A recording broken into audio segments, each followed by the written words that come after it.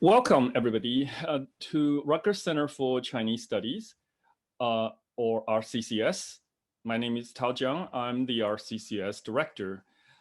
So today's talk is co-sponsored by Rutgers Global China Office. Please visit us online, rccs.rutgers.edu, for upcoming events.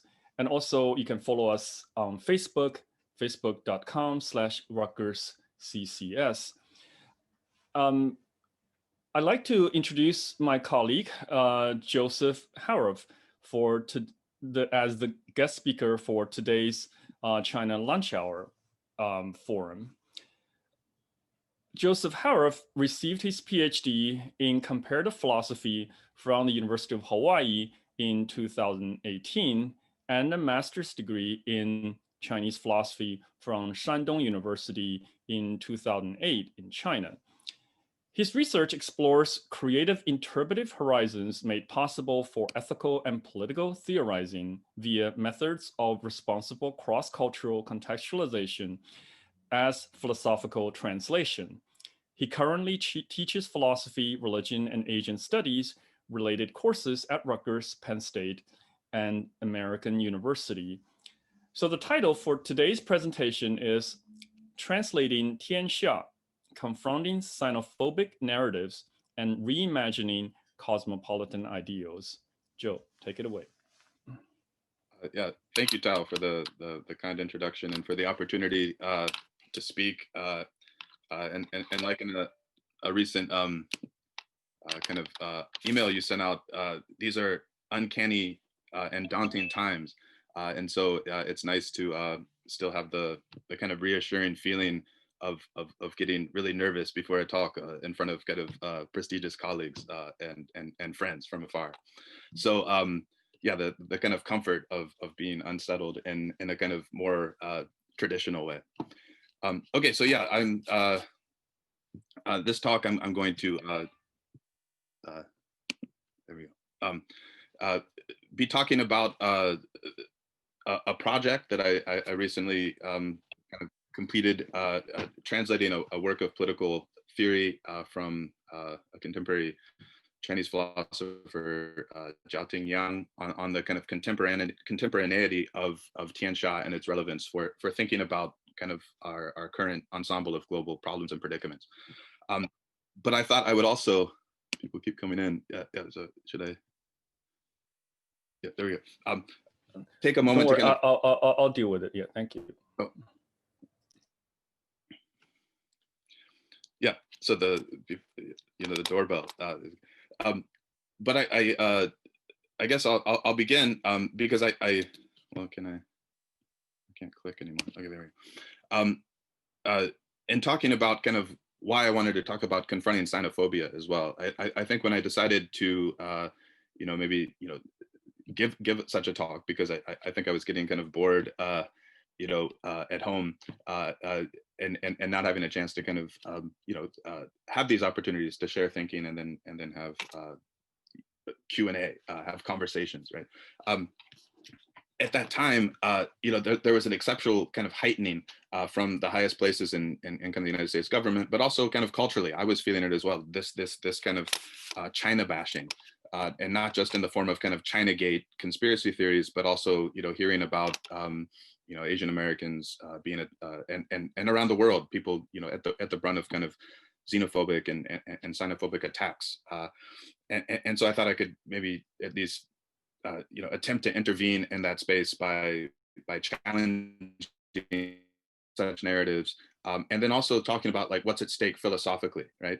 And so and as I kind of worked on this, what comes to the foreground is kind of imagination, right? That Tianxia as a kind of political horizon for thinking about political theory allows us to kind of expand our imaginations.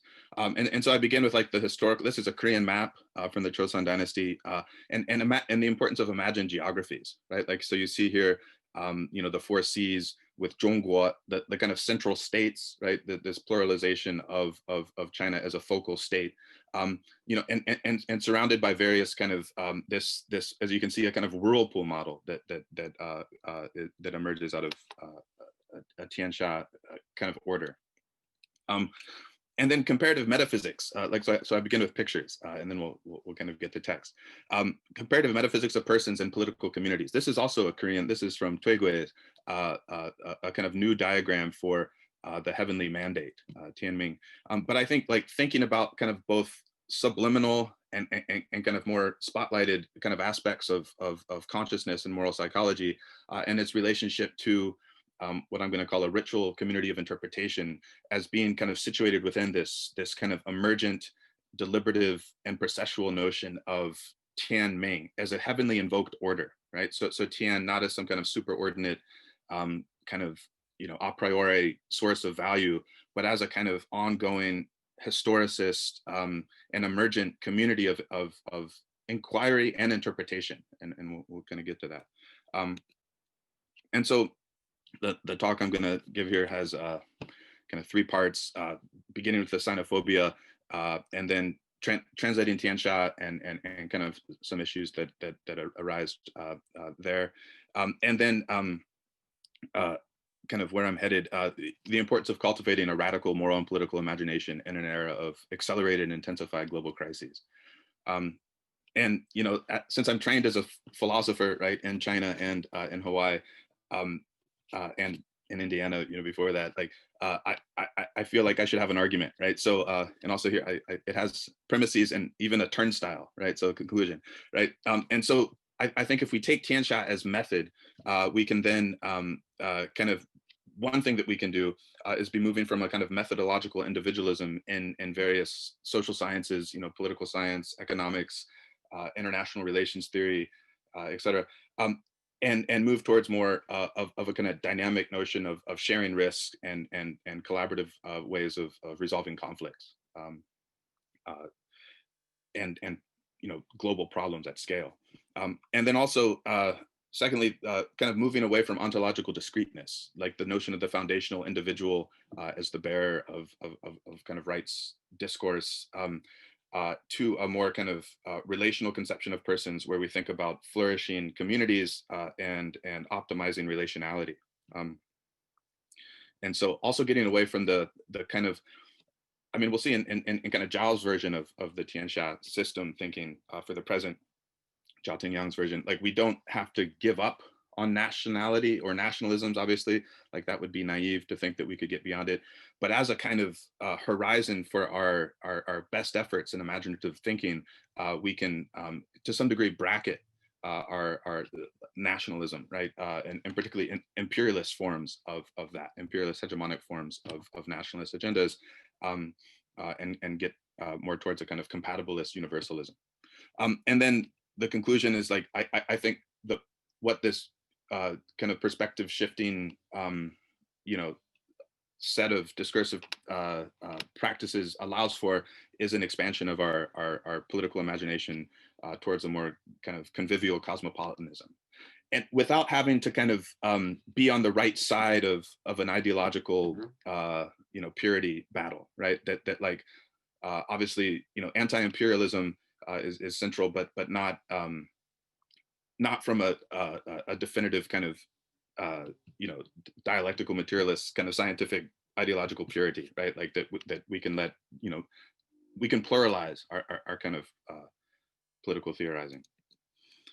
Okay, so I'll start with this struck me on the same day in Iraq, and as the global pandemic was really just you know, beginning to emerge on everyone's radar, the very early stages of this. China sent you know, from the international, or the Chinese Red Cross Society sent 7 experts, and also came with 50,000 test kits and other forms of personal protective equipment and kind of ventilators, and you know, they were bringing goodwill and kind of medical supplies as a vision of kind of international solidarity. On the very same day, actually, well, I think it happened at one p.m. in the morning, so maybe the next day. But the United States bombed 5 storage facilities right outside of Baghdad, and we don't know what entirely was in there, but at least in part the claim was that maybe there were some Hezbollah rockets that had been used, to attack a base. But the kind of retaliatory strike caused a lot of damage and death, right? And so, like, here we have it, like either bombs or doctors without frontiers, right? And so I guess I'm going empirical here and looking at like how, but maybe thinking about the conditions of the possibility of how two kind of, major, kind of nation states in the world would think about their kind of foreign policy based in what kind of, background assumptions. This I'll kind of skip over quickly. Like one of them is it looks like a meme, right? Like that maybe the State Department made, but the kind of shutting down the consulate, shutting down diplomacy, shutting down the possibility of kind of collaborative conversations to resolve conflict or tensions, and I don't know, the other image is actually a security guard, because I imagine there's sovereignty issues in terms of not letting state kind of police forces enter into a sovereign kind of consulate, but claiming that very bad things are going on in the Houston consulate, and they're burning kind of documents or something, right? Well, why were they doing that? Because they were under attack by this kind of right wing xenophobic campaign from the White House and the State Department. I'm going to talk later about how Silicon Valley like remained silent. Like, why wasn't big kind of tech and international global corporations speaking out against this kind of ridiculousness? And in part, it makes sense because the kind of emergence of Chinese technology and kind of an alternative, maybe sino-capitalist, or socialist kind of corporate agenda challenges their very reason to be. But here I thought Google, like if you check it, like it just says temporarily closed, so maybe they know something that we don't know, and obviously this would be as the longest standing kind of ambassadorial consulate in the United States from the People's Republic. I think it's very important that we hope that it reopens soon. But all this kind of stuff, what to do, I guess, you don't need someone trained in philosophy to tell you that language matters, the kind of vile rhetoric coming out of, positions of kind of authority and power, but also just the way it kind of circulates in societies. And even to the point of like the language of like blaming as far as I understand, and maybe anyone can correct me if I'm wrong, that like the only thing we know is that the Wuhan kind of researchers were the first to kind of sequence the genome of COVID-19, right? Like so to even claim, like, that's not how global pandemics work, that they would start in one location, as some kind of leap from pangolins or bats to a population of, like, there's a much bigger story to be told about kind of human population, climate change, the erosion of natural ecosystems, and others, like political economies, that instead of just kind of looking for a single source or a cause. And so I think that's also related to this kind of xenophobic, like blame it on bats and blame it on the Chinese dietary practices or something. And even the language of wet markets, right? Like something sinister is going on there.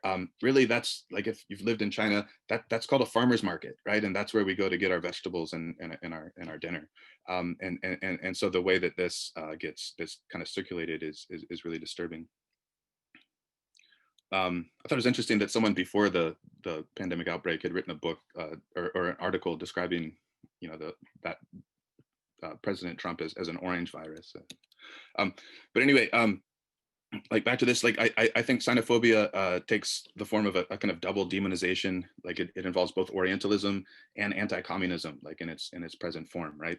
And here I have a quote from Perry Anderson, talking about Marx and Hegel, that Asiatic modes of production and kind of despotism, like that, and Edward Said, that one could use this language and kind of be understood at a certain 19th century kind of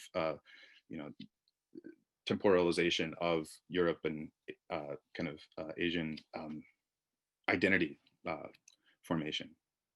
And then Aristotle, right? Like it has a long pedigree to think about how to be on the wrong side of a dualism is partly what is at the root. And I would argue that like Orientalism like isn't like another, it isn't a kind of epiphenomenon. I would argue that like the division of the Eurasian landmass philosophically, and a lot of the way that works is also in many ways the material root of the root cause of so many other hosts of kind of pernicious dualisms in philosophy.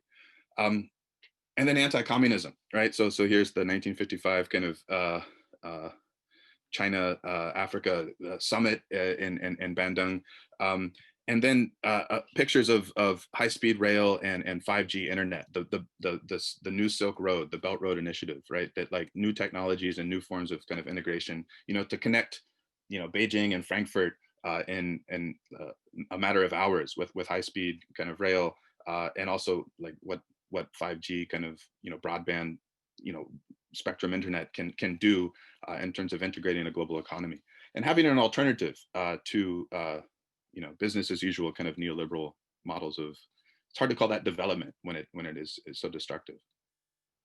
So I got a lot of this from reading and listening to Vijay Prashad at the Tricontinental Center for Social Research. But like I learned that this year, like what can we hope for in an era of a global pandemic? Maybe one thing is that for the first time ever in recorded history, from the People's Republic of China, you have more peer-reviewed scientific articles. Like who's afraid of science, right? And more applications for technology patents than have been published or applied for in the United States. And so what I think this is significant. This is bigger than the kind of GDP getting larger than this is signaling a kind of shift in knowledge power dynamics that could I think herald in a new era of a more multipolar and kind of an alternative ways of worlding, right? Okay, creative lending. I was going to read a little bit of that. This Vijay Prashad, he's talking about sanctions against formerly against Bolivia and Iran, imposed by a kind of Security Council with the United States kind of holding veto power and also threatening in various ways. But talking about 5% of kind of Chinese loans globally are at a zero, and they're basically grants, right? So places like Bolivia don't have to rely upon the World Bank and other kind of private sector loans in order to kind of deal with basic pressing kind of concerns of managing a struggling economy during a global pandemic, right? So you see this kind of goodwill, jubilee kind of model of lending. I was surprised that President Xi Jinping would make a claim that like let's be carbon neutral by 2060, right? Like that's coming up soon, isn't it, right? And to have the entire kind of Chinese economy, including its kind of world reach, being carbon neutral by 2060, it's quite an aggressive, a bold vision. And then just was it yesterday or 2 days ago, the Regional Comprehensive Economic Partnership, so Japan, South Korea, the Koreas, and many other Asia Pacific partners like Sans India, like for the moment, agreed to a new form of kind of major economic integration that's going to allow for a lot of growth. Like both left and right kind of think tanks are agreeing on this, that this is going to be a major kind of engine for economic and cultural, political growth and integration. How about philosophically? I think with all of this, I think we can also hope for an actual realization of the decolonizing initiative in philosophy to kind of get rid of the Western-centric kind of narratives that kind of haunt the canon, and dismantle this kind of binary logic that lies at the root of so many other kind of pernicious, fallacious forms of theorizing. Okay, so and also I think we can hope for like just like we have people all over the world looking at kind of Rawlsian international relations theory, right? Like the law of peoples. Political liberalism works well for certain nation states with certain historical, or it may work well for theorizing about certain states with certain kind of historical, cultural, and kind of political presuppositions, but outlaw peoples and decent peoples with hierarchical order states, so we're familiar with this language, right? But like, what if we kind of moved away from a kind of Kantian Rawlsian register, or not necessarily move away, but like, what if equally as kind of available were contemporary theorists, from China, using a different language, a different vocabulary from the kind of perpetual peace, kind of cosmopolitanism, universal rational, uh, rational community, and to this kind of Tianxia discourse, right? So I think Tianxia offers a kind of powerful perspective in the moment. Like, does it mean empire? I was going to talk about this. I think it means the world and the worlding. But importantly, we'll see that it has kind of three-tiered register of meaning, right? It's geographical, it's kind of psychological, social, spiritual, right? And it's also the political. So like, it gives us a new conception of the political, kind of political theology, after Carl Schmitt, right? Like, we can think with Tianxia as a way for kind of reimagining and maybe deprovincializing the political as only related to the polis. But now we have Tianxia as a way to kind of talk about an early kind of conceptual gene that kind of has a continuity pattern throughout, not just like East Asian political theorizing. Okay, and then Tianxia's method. Here I'm borrowing from the Taiwanese kind of critical theorist Guangxing Chen, and his idea of like, we need to foreground subjectivity. And we need to be thinking about structures of sentiment, and kind of doing a phenomenology of our own kind of anxious selves. And from there, looking at how that fits into larger projects of what he calls de-imperialization, decolonization, and de-Cold War. That these are kind of, de-imperialization is the deepest, and that's at the root of it all. But like, as we move outwards, these are variations on that kind of hegemonic pattern of subjectivity formation. And so, like, he says, Taiwan is my anxious home. And I think with Tianxia, we can all say, like, now that the world as political subject to come, like Derrida, right, the democracy to come, like, it never quite arrives, yet it's an ideal as a horizontal limit, or horizontal ends in view, right? And it's something that keeps us concerned, if not anxious. Okay, Sinology and philosophy. At one point in the book I was translating by Jiatin Yang, he kind of asked for the forgiveness of all historians, and I think I would want to ask for forgiveness too, and also sinologists, right? But to do so in such a way that to say, well, we're doing political philosophy here, so like, we give us some leeway, and some space for kind of creative appropriation of concepts. But like, historically, right, like the idea of Tian, we know that, like, as the Zhou kind of conquest of the declining Shang occurs, there's a need to kind of replace the ancestral tablets, and the worship centers, right? And particularly with the idea of Shangdi as being a kind of tribal deity, perhaps, for the Shang peoples, and the Zhou is on the northwest kind of borderlands, coming in and finding themselves suddenly in a position as a small kind of state, with a new mandate to rule over a large, like the Central Plains and kind of the beyond. And this shift, like, we see the emergence of Tian, and so sinologists tend to agree on this, right? That, like, the archaeological record as well agrees that, like, you begin to see Tian enter into the discourse in a pronounced way in the Zhou. But like, there's a kind of anachronism when we talk about Confucianism, right? Confucianism before Confucius, but also this idea of Huaxia as a kind of civilized or civilizing kind of centrality in the world.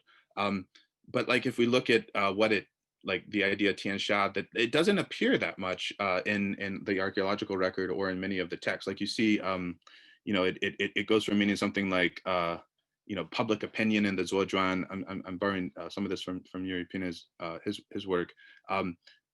People's aspirations. This is how I translated Minxin as kind of an effective register of what Tian sees and hears with the eyes of the people. But it's something that can be, you can get it right in the palm of your hand in kind of early Chinese political theorizing. And in the Analects, it means something like a regime of value, this idea of Ren Jiang. It varies in context, but basically I think we can be pretty sure that there's a ubiquitous assumption that Tianxia refers to a kind of most expansive political unit within a pluralistic, I think, regime of ethical and spiritual values.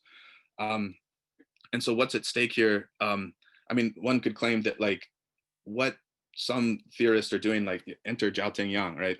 I think this is a self-portrait. He's an artist too.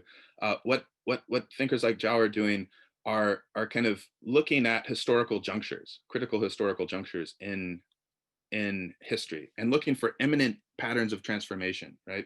And so kind of imagining, Zhou Gong, the Duke of Zhou, as a kind of engineer for bringing about a kind of new type of order that doesn't depend upon kind of military might or hegemonic kind of rule by force, but has to include this kind of natural allure of a kind of moral, political, ritual discourse.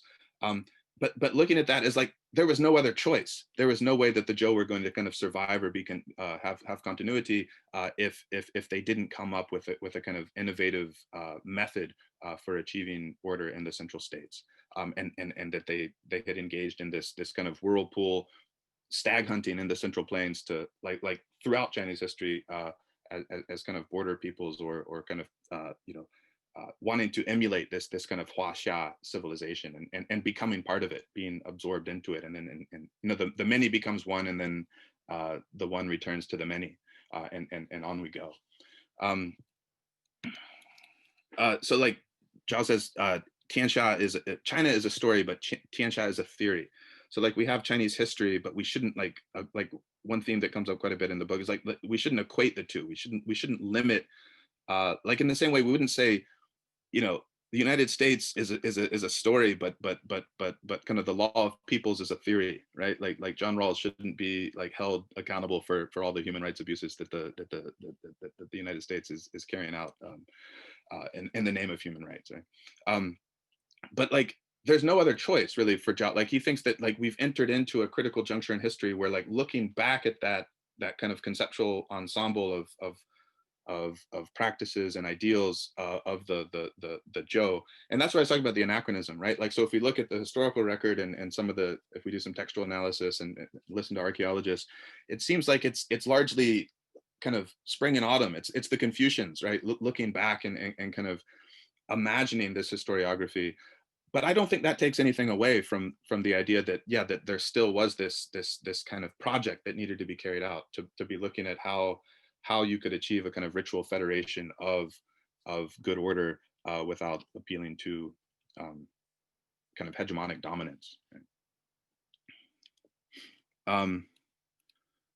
Okay, so globalization now is a similar kind of critical juncture, and neoliberalism isn't the only kind of form of it, but like the intensification in which we're like, before this talk, Tao and I were just talking about, yeah, like what's the future of kind of academic conferences? Like we can, as long as we keep in mind kind of time zones, and we respect each other's kind of sleeping patterns, we could have a conference kind of, of global scale relatively easily now, right? Like, so technology brings us, like it shrinks the globe, right? Like, so globalization brings so many kind of problems and predicaments to the foreground that then we also, maybe because of these kind of services and technological transformations, maybe now have an opportunity to begin to think differently about how to address at scale, right? And so the old kind of regnant logics of individualism and kind of the post-Westphalian consensus of kind of discrete nation states and their sovereignty as being the only kind of modus operandi for thinking about international politics is it's coming to an end whether we like it or not, right? And so Tianxia then enters as a kind of way for thinking about the political worlding of the world, a kind of cosmopolitanism with what we're going to call compatibilist universalism. So universalism that respects difference, universalism that isn't kind of ideologically committed to kind of one absolute. Okay, but yeah, this model should be familiar to anyone, you know, studying the Confucian kind of classics or embedded somehow in that tradition. Wen gu er zhixin, kind of looking to the past to realize the future, right? So thinking about the kind of Zhou predicament, and then thinking that, well, similarly, we can use that vocabulary and some of those resources to kind of creatively address current problems. I haven't read this book yet, but I thought it looks really good. Like, so at Rutgers University Press just last year, Lydia Liu and others have put together a book called At Translation's Edge, and it looks at kind of translingual practices and the in between and the kind of opportunities for creative thinking about cosmopolitanism and world politics in translation, right? So what does it mean to be in translation? It means to be carrying across, you know, different registers, linguistic and philosophical grammatologies, right? And so like I struggled a lot with this translation project, and not just for kind of personal reasons and procrastination, but like there was, but in a good way, there's a lot going on in the text I was translating from Zhao. One thing, like the way that he's imagining the Zhou dynasty and Confucian historiographies and creatively kind of using them, but not limiting it to a kind of Confucian worldview, right? That there's you know, many other sources to go to for this kind of Tianxia theorizing, like, and also wanting to avoid problematic and essentializing translation schema, right? Like Kant, Immanuel Kant, like denigrates the imagination because it's a schema of sensibility, right? That it can't possibly hold the kind of categories of a universal conceptual kind of apparatus of pure reason. But I think like it's precisely there that we kind of maybe foreground the schemas of sensibility that are at play in the different kind of, you know, registers that we're translating between, and then with imagination striving to kind of provide effective glosses for that, right? So translation theory was kind of always in my mind as I was working on this. But like it's hard because like Zhao is giving glosses of kind of, you know, warring states and spring and autumn kind of period texts that then are being applied to, you know, the present, right? So there's that kind of sliding that then as a translator, it's also interesting, like if you ever like to read yourself with distance, right? Like to you know, to as a translator, right? Like, so disappearing into, you know, the voice of the translator shouldn't kind of, you know, be too loud, right? Okay, and then also just the variety of kind of things going on and you know, the way that Tianxia theorizing kind of enters into contemporary discourse. So I do want to maybe move a little bit faster. I probably won't get to read. So when I planned this talk, I thought I would kind of read, you know, sections. You know, I went back and read over the translation again, like, you know, last night and was looking. And I don't think I want to do that because I want to have time for kind of discussion and hear what people are thinking about just the trajectory of this. What I said is an argument here about expanding the political imagination away from kind of ideological purity with Tianxia as a kind of method.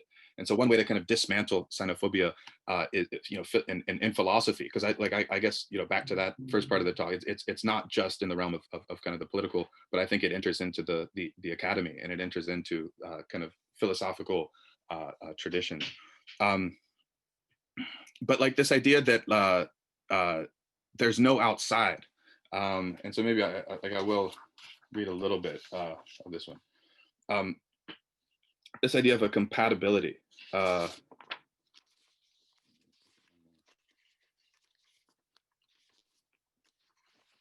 So First of all, what we need is a world internalizing principle. In order for a rule of political language game to be universally effective, it must have universal application for the entire world. As long as there exists a portion of uncooperative or excluded political space, such a political language game is not universally effective, since there still exists a negative external aspect that cannot be incorporated, and hence would be a root source of conflict. Therefore, a universally effective political language game must have a fully holistic conception of the world, wherein every level of politics achieves a systematic transitivity and internal coherence. This is to say that the rules of a political language game must be applicable in all places, every nation state and geographic region, and in all relationships, that is, relations between individuals and nation states. And these rules cannot result in harm to any particular place or person.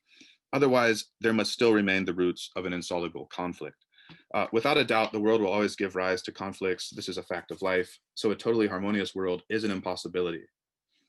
But a political language game with universal effectiveness is able to continuously be resolving conflicts as they emerge without thereby precluding the very possibility of conflict emergence. So a kind of realistic utopian view here. The Tianxia system is a politics aiming at compatibility, 协和, and you get this from the exalted documents, the Shangshu, 协和万邦, talking about Yao and Xun and their kind of philosophical canon. Right? Such compatibility refers to the capacity to transform enemies into friends within a pluralistically inclusive order of political security and peace. Basically, if a political order is not based on an ontological presupposition of coexistence, there is no way to imagine within such an order of discourse the internalization of the world. So how to make the world a political internality, how to bring about internalization where there's no outside to the political scope or the political concern. And another, what the above analysis has attempted to prove is that through the concept of Tianxia, together with the principle of coexistence and relational reasoning, the very concept of the political needs a conceptual renewal. The nothing outside and all-inclusiveness of Tianxia opens up an expansive and truly comprehensive political discourse. Thus, it can clearly determine the appropriate role of all political concepts and the scope of the problems with respect to conditionality and content. A principle of coexistence means that politics is to be conceived of as an art of shared living rather than a technique for social control and manipulation. This is the faith upon which Tianxia politics is based, and relational reasoning is its core principle of praxis. Tianxia can be used to imagine a world institutional order and to establish new rules of the world political game and give expression to the universal shared aspirations of the people as necessary and universally compatibilistic values. Right?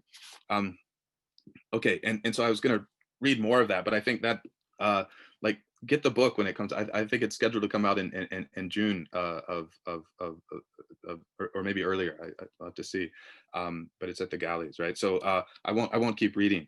But like relational reasoning is the other like key component, right? That you have what a Confucian amelioration, a Confucian improvement, as opposed to mere Pareto improvement. So a Pareto improvement is a kind of equilibrium of kind of distribution of goods, resources, and kind of capabilities, where there's no reduction of any individual's kind of well-being. But a Confucian amelioration is that like every relationship is optimized such that there's an overall kind of improvement in the relational dynamic. So Ren as a kind of the best circulating relational dynamic. Ren is kind of more than just two-ness. It's that it is a way of talking about the in-betweenness of relationality, and therefore it is by definition pluralistic, right?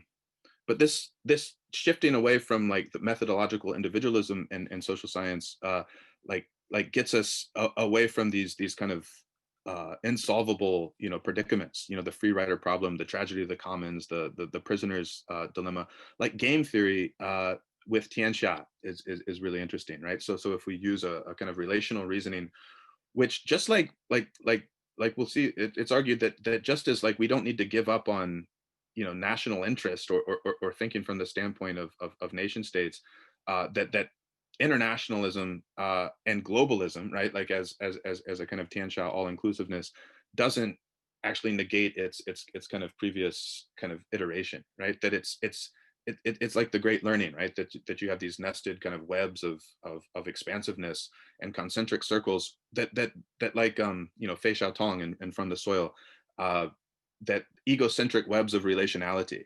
If the ego is constituted through and through by its roles and relationships, then an expansive moral imagination is just expanding that self without. And so like the methodological individualism doesn't quite get us to that robust picture of moral political experience. I was at a talk, was it last week at Rice University by Tanxia, who's at New York, Shanghai. And he talked about Buddhist cosmopolis. And so one question I have is like when we're talking about Tianxia and a lot of the discourse, like there's almost a presupposition that we can't kind of talk about Buddhism, but I think there the kind of circulating histories of kind of returning to sources, it would be interesting to think about how the kind of Tianxia conceptual gene that only like it fails this is Confucius's kind of life story, right?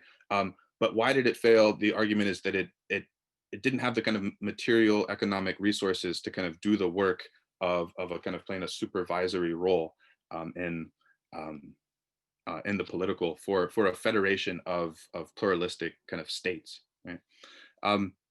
And so like thinking about how a Buddhist like Buddhists and the plural cosmopolis kind of come to shape a kind of Chinese thinking about the world political would be a really interesting kind of project to put Buddhist cosmopolis and kind of Confucian Tianxia in conversation.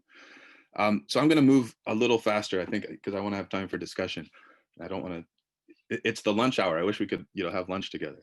But I think a richly enacted community of care and interpretation, so if we talk about a whirlpool model that as Zhao does, that like as you're drawn into the stag hunting, right? Like the third hexagram in the Book of Changes talks about hunting stag on the Central Plains, right? Like don't go in there unless the forester has kind of approved of your going after stag. But like the language in game theory and international relations, that like should you cooperate to kind of go after, take down a stag, or should you go off on your own and get several rabbits, right? Like that the alluring participation in this kind of dynamic is what allows for a kind of imagination of a more cosmopolitan flourishing. Yeah, so I'll try to conclude here. So imagine geographies and imagine communities, Benedict Anderson, right? And this idea that like the importance of imagination, Hannah Arendt at the trial of Adolf Eichmann. And I thought this quote in particular, in rereading this struck me. Despite all the efforts of the prosecution, everybody could see that this man was not a monster, but it was difficult indeed not to suspect that he was a clown. And because he lacked imagination and he couldn't kind of make the connection between doing his job and radical evil. Wang Hui on the politics of imagining Asia, that like even when we come to Asia, like European, like a EU superstate, like I don't know what I think about this, but I think getting away from the idea that you need to have some kind of cultural unity or some kind of identitarian commonality or sameness in order to kind of create regional and transregional cooperation. Like I think Tianxia kind of as a horizontal ideal, ends in view, kind of gets us beyond that. That we become a richly communicating community of interpretation, and that's somaesthetics, right? That's our bodies, that's our affectivity, that's our subjectivity, right? But like, yeah, Asia, Buddhism, Judaism, Christianity, Hinduism, Islam, Sikhism, Zoroastrianism, Taoism, Confucianism. So anyone who teaches Asian religions, a survey course, how hard that is, right?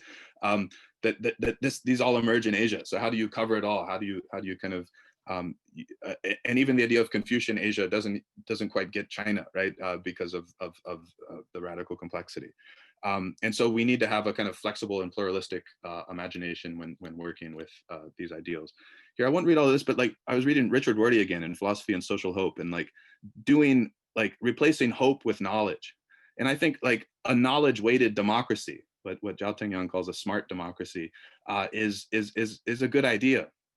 But also like, how about knowledge-weighted hope, right? Like realistic hope. So hope against hope, but also what is possible. Imagining possible worlds. But Rorty suggests that we give up on looking for big commonalities, you know, a rational essence or a human nature or something, and look instead for kind of small similarities, you know, that we're all, you know, we have similar kind of, you know, idiosyncratic, you know, quirks and relations and families and in friendships and in collegial like starting with the small and kind of getting to the big, right? So we see imagination as the cutting edge of cultural evolution, the power which, given peace and prosperity, constantly operates so as to make the human future richer than the human past.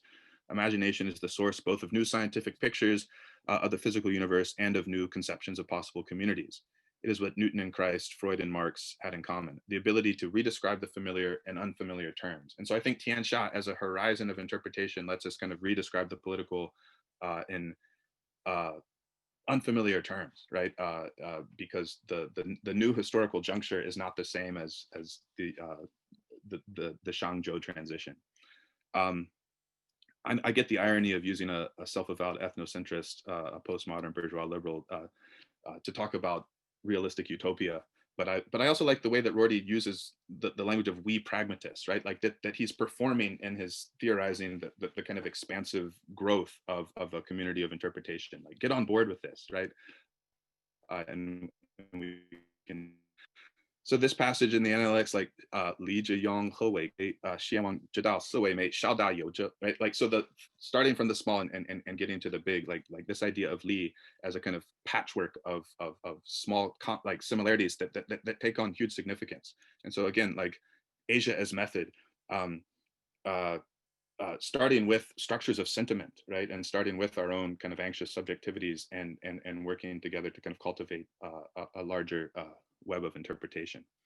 You know, Zhao ends this book with a discussion of a kind of productive metaphor, like the Li Yu Zhidu. Like, you can't talk about Li unless you also have music, right? The kind of performance, the musicality of experience, the embodiment of our values, and it's kind of been lost in the received tradition to some degree. I mean, we have fragments, and so like still having this lost and still needing to kind of perform it becomes a productive kind of trope in Zhao's theorizing. That at the end, like it's a realistic kind of utopian vision that we have to work with imminent transformations of reality and face, you know, real problems and predicaments and strive with imagination to kind of address and resolve them. But yet we can't do that until the deliberative space opened up. And I think deliberation, like this isn't just Habermas and ideal speech conditions. This is also kind of ritual as kind of the whole fabric of our subjectivity, including body, affect, and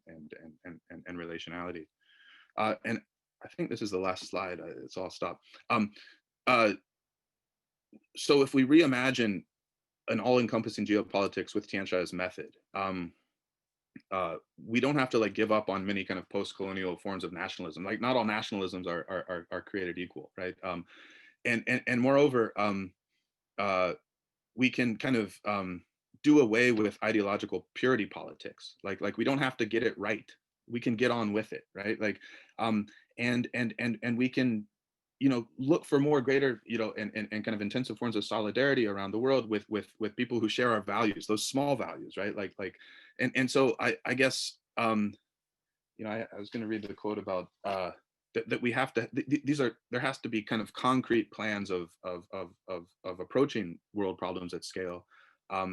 But I think Tianxia as a kind of horizontal concept lets us kind of dream big, but also dream responsibly, like to hope for realistic things and be looking at how the world actually is kind of multipolarly kind of ordering itself out of economic, political, technological kind of transformations, but then to intervene in the right way to kind of, you know, inflect that whirlpool, you know, transformation.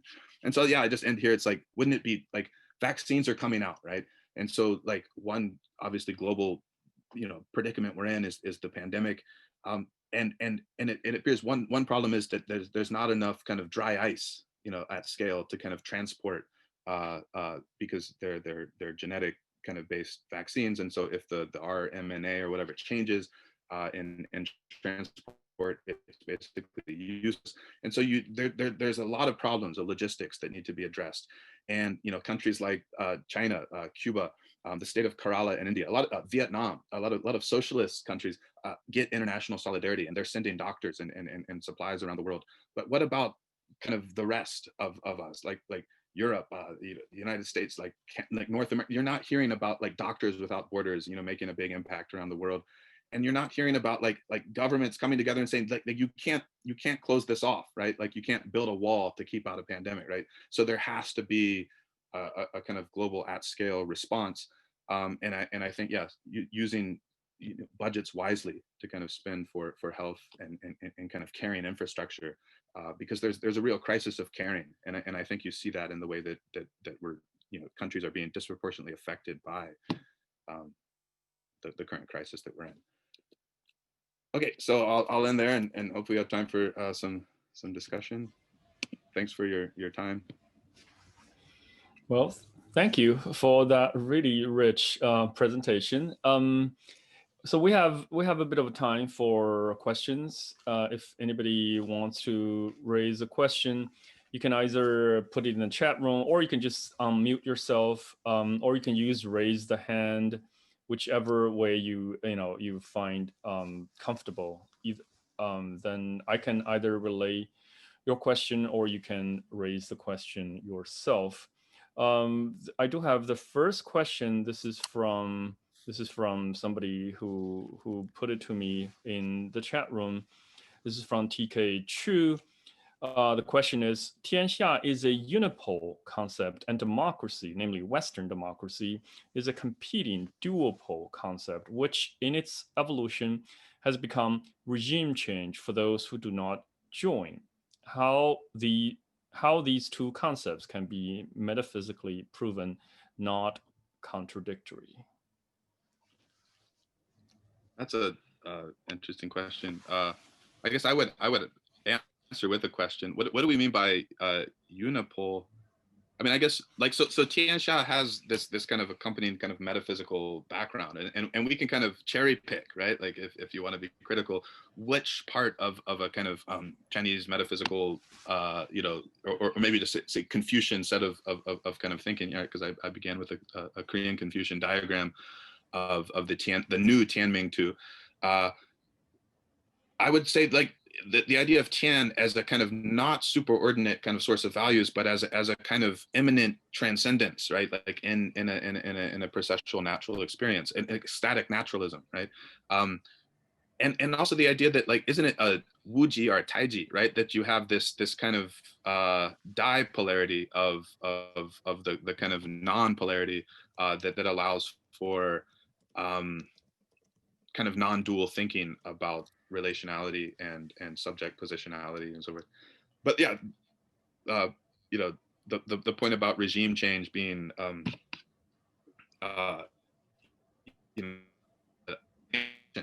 like China have a permanent seat on the UN Security Council. That was and that helps a lot, right? And kind of preventing a lot of these kind of wars of aggression under the guise of human right of intervention change, right? Yeah, a lot there. Tianxia is an abolitionist perspective for war.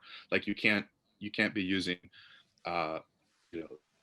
warfare to be solving problems, because that doesn't get at the roots of conflict. It's all grounded in a kind of imperialistic agenda. And so I guess, yeah, that I need to be, ideologically pure to recognize imperialistic, motivated war and should be abolished.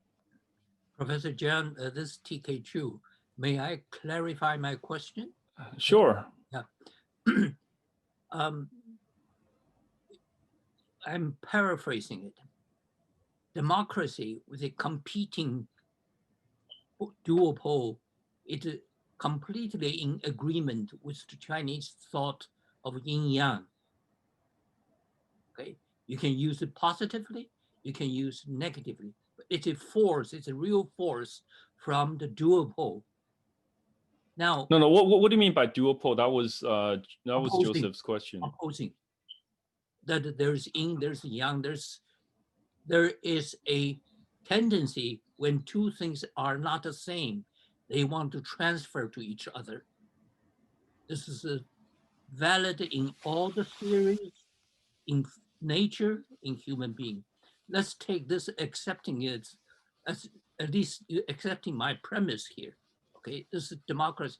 Democracy is completely in agreement with the Chinese concept of yin yang. Okay, now what is so unusual about I think what the speaker has mentioned is the concept Tianxia. Now, Tianxia, it is being understood or we advanced as a unipole, but actually it's the only concept that under which pluralism can come out. In other words, you cannot advance a pluralism under the concept of a Western democracy, and you can only advance pluralism under the concept of Tianxia. But so my question is, how do you reconcile these? This so appear to be unipole concept, in fact, is a pluralism concept to a competing duopole concept. Okay, Joseph, did you get the clarification? No, you muted you probably because Yeah, unfortunately, I think my Verizon, the signal, my broadband internet isn't as good as the Belt Road Initiative, maybe. But I was kicking off upstairs, so I came downstairs. But I got most of TK Chu's your question and your response, and I think it's an important one to be thinking about ways that Tianxia can be kind of abused, right, as a kind of conceptual register, and kind of statist and kind of, yeah, imperialism by another name, certainly. Like I had a slide where I mentioned the Japanese imperialism and the greater East Asian co-prosperity sphere. Doesn't that also have the gene of kind of a Tianxia political imagination? And the answer, I think, is no. That it's largely, but well, maybe the answer is yes, but it's been minimized, it's been repressed, and it's been kind of occluded by a universalist kind of Euro Japanese rationalist view of kind of the world should be one order, right? But this unipolar, dual polar thing about like the relationality of creative democracy, I think is also important, and the compatibility of kind of different modes of democracy, like thinking democracy differently. And the question of a world democracy, if I'm talking about a ritual community of interpretation, like how is that different from creative democracy at a global scale, right? And at sometimes, dealing with, at the level of national politics or like localism, right? But thinking globally at the local level, like vote for your city council members, right? And then, yeah, what else is there? I mean, there's a lot kind of, I think, nested in your question. Yeah, I think anything, if I can interject, sort of, I think anything of value has to be, then it's, of course, people want to, it's subject to abuse, and sort of that's just because it's valuable, people want to, and then then it can be whatever sort of heinous crime can be performed under the most high sounding ideals, and it's as long as they're being held up as ideal. I mean, that happens to almost all ideals, and that's going to be an interesting sort of problem to deal with. It's just on the question, if I can follow up a little bit on that question, just on the question of democracy itself, or universalism and multiculturalism, there's a bit of a conceptual dealing in those registers. So I just read a piece, I think this was in New York Times. This was an interview of the French president Macron, and who's saying that it's the way that he characterized American system as sort of more multicultural democracy or universalism versus the French, sort of it's a more kind of a universalist democracy, not a sort of multicultural democracy. So I thought that was an interesting way of understanding the different sort of attitudes, at least among some people in coping with certain challenges that arises out of their own society. And then this pertains to your formulation about Tianxia being more compatible universalism versus the more sort of exclusionary kind of universalism. I wonder whether you see, because sometimes compatibility is really not compatible with the incompatible ones, so right, does that, and unless we're talking about something that's meta, because we might say, okay, my position is compatible with yours, and the other side is that no, actually they're not. So then it's that's an interesting conundrum. Yeah, and I guess the compatibilism of any kind of respective axiological kind of stance, whether we're talking about nation states or individual persons, communities, ethnicities, religious, frameworks, and this all kind of comes to the fore in certain chapters in the translation, or in Zhao's All Under Heaven book. And thinking about but for a kind of compatibilist universalism to be possible, there has to be that kind of initial allure to be participating in a kind of deliberate, more than just rational discursive deliberation, but kind of sharing risks, right? And taking a stance as a member of a community, right? Right, Kathleen, you need to unmute yourself first. How's that? Yes. The question I had is, with this emphasis on rational deliberation, which I completely agree with, is the place or possibility of resistance and dissent. And I could put it a different way, which is that there is a certain centrality to this to Taiwan at a certain point in your paper that you gave today. And but I don't see at all that you're looking at Taiwan as, say, an alternative non-nation state model of some sort that we could develop further. So, Chinese ethnically, but having made a transition from a kind of, police state, et cetera, to a more democratic state. So I'm just wondering about, those things that aren't today obviously being allowed to be included as a nation state. So Taiwan's not in the WHO, it's not in the UN.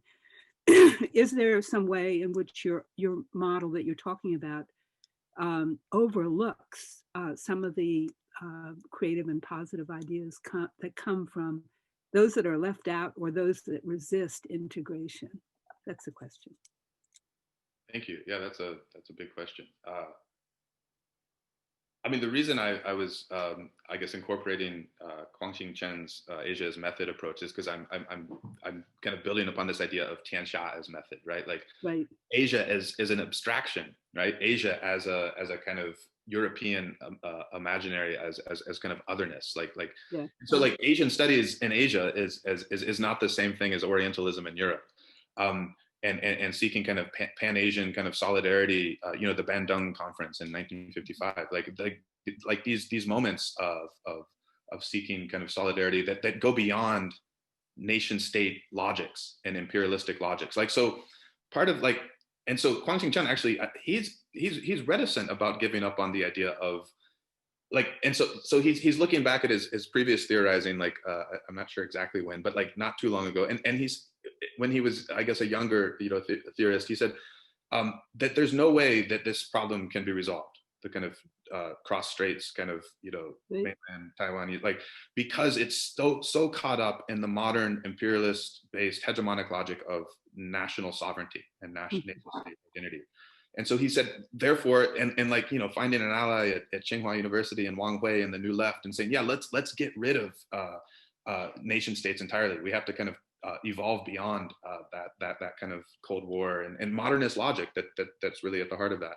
But then he says, but wait a second, my anxious home as Taiwan is shaping my subjectivity all the time, right? And so he doesn't want and so actually I would maybe push back a little bit on or maybe not push back, or I guess accept the challenge that you're presenting there, that Tianxia doesn't have a space for kind of critical resistance or kind of thinking outside of, if anything, I think it opens up more possibilities for a horizon of addressing stateless persons and thinking about communities that in many ways are kind of excluded at the level of the international kind of relations community, right?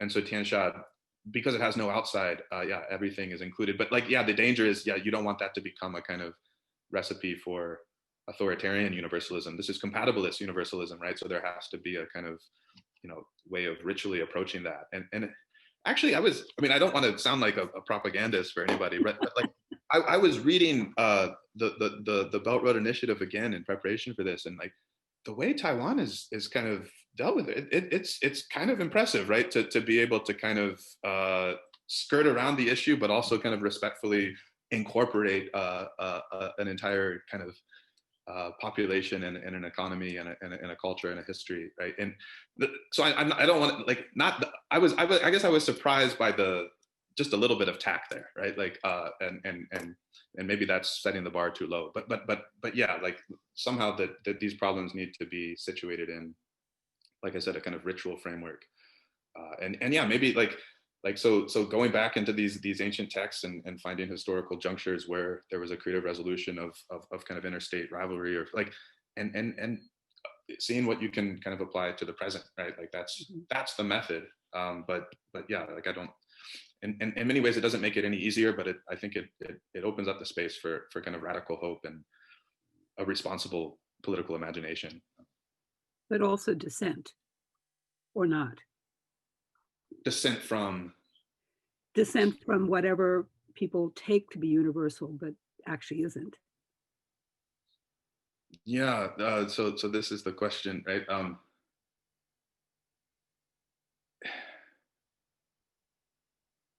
I mean, some form, like not participating, right, and dissenting from a kind of whirlpool of an allure, like supposedly alluring culture, but alluring to who's setting the terms of the like. I think the significance of Zhao's thing is like the theorizing, and maybe it's not just Zhao, right? Like I think this Tianxia, like it's been set, it's been unleashed, right? And so now we can all kind of avail ourselves of this discourse theoretically. But I think part of it is that, yeah, like you can't extricate yourself from it, right? And so like dissent would have to be viewed as kind of, yeah, like the world has been made a subject, right? So like the subjectivity is, there's no outside in which to level the critique, right? Like we're inside of this, right? And so that's actually, if I was going to ask a critical question of where like my argument was going, how can you, what am I doing by suggesting that this lets us get rid of ideological purity, right? Like sometimes purity is a good thing to hold on to, principles, right? And like no matter what happens, I know that the revolution will continue or something, right? Like, but having a more kind of pragmatic, maybe ironic detachment, but also commitment to our values is I think maybe helpful in making progress and transforming subjectivities together. But yeah, like there must be a role for dissent. There must be a role for critique. But yeah, maybe recognizing that it's done within a kind of shared community of interpretation. And then, yeah, like not everyone shares in that, right? And like, certainly the imperialists aren't gonna like this anti-imperialist kind of Tianxia, discursive framework, right? Like, so there's room for resistance, but like maybe it should be properly placed. I mean, what Guangxing Chen talks about Club 51, right? Like Hong Kong, Taiwan, South Korea. There's people that want to be included, like Puerto Rico. There's like they just had a referendum. They want to be the 51st state. And then other people in Taiwan, what, are you crazy, right? Like let's calm that down and hope for something a little bit more realistic, or a little less kind of colonized, right? Like and so yeah, like what kinds of dissent? I mean, it's not a question of who am I to say? Like I think it's about what kind of dissent and practices, critical resistance should we be kind of not just endorsing, right? So we're not politicians. Like, should we be like kind of in solidarity with? Should we be theorizing, together with, right? Like, and I think that's a question that we have to look at each particular critical juncture, and so it makes it much more kind of particularist, and we have to be sensitive to the the affect and the structure of sentiment on the ground at the time, right? So it doesn't make it any easier. Thank you very much. Yeah, that was good. That's interesting. So should there, in terms of compatibility, should there be any limiting conditions about a dissent or about compatibility? And if their societies just have, or cultural sphere or religious traditions that just happen at this particular time, happen to embrace a particular form of, let's say, patriarchy, and to what extent should that be considered compatible, or even and tolerated, or and so right, and that, so there's a, it's one thing to say, okay, let's get together and then we'll goodwill, but then that would run into really tough questions, and I'm not sure there is a way out of that by just saying, okay, let's just be compatible with each other. I'm not sure. I'm just throwing out that. Yeah, and insofar as a lot of Tianxia theorizing, like we can't totally decouple it from the Confucian tradition, right? Like we can. Oh yeah, absolutely. China Oh, absolutely. Yeah. Is a theory, and yeah, like there's more going on. Like Taoism has Tianxia, right? Like I said, like we could look at Buddhist cosmopolist views of kind of ways of thinking about world political aspiration. King Ashoka and the Mauryan kind of empire that spreads through Asia, right, as an ideal. But yeah, patriarchy and the family and society. And so like if we're working with this kind of model of concentric circles of kind of radiating concern that begins in family experience, then yeah, like we have to be really critical and careful in not allowing or not kind of tolerating certain patterns that of continuity that I mean, so the pattern of continuity that is argued for Tianxia like becomes hua, zhonghua, right? Like transformation itself, right? Like, so by changing, like biantong, like staying the same through change, like transform, like Li is always a interpretive, like in need of transformation and ritual configuration, right? So like there's something I think they're built into the kind of discourse that's drawn from history, but it's not like again, yeah, like patriarchy, racism, needs to be dismantled, like still, right? Like, but I think as a theoretical framework, it allows for, what are you being compatible with, like harmonizing with, right? Like, right. This question. Yeah, so maybe that ideological purity part I wanted to give up on isn't going anywhere easily.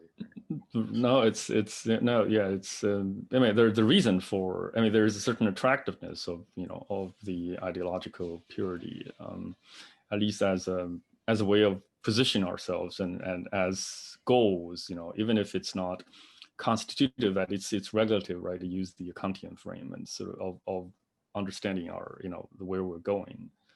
Yeah, anyways, any other questions? Anybody else?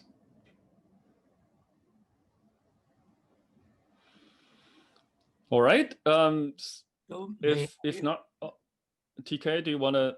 Yeah, I'm not. Go ahead. I just want to clarify. I think Mr. Harroff misunderstood my point. I was not saying that the Tianxia will be abused. I think Tianxia is not understood by the dual pole democracy thinking in the Western. It is not abused. It's just not understood.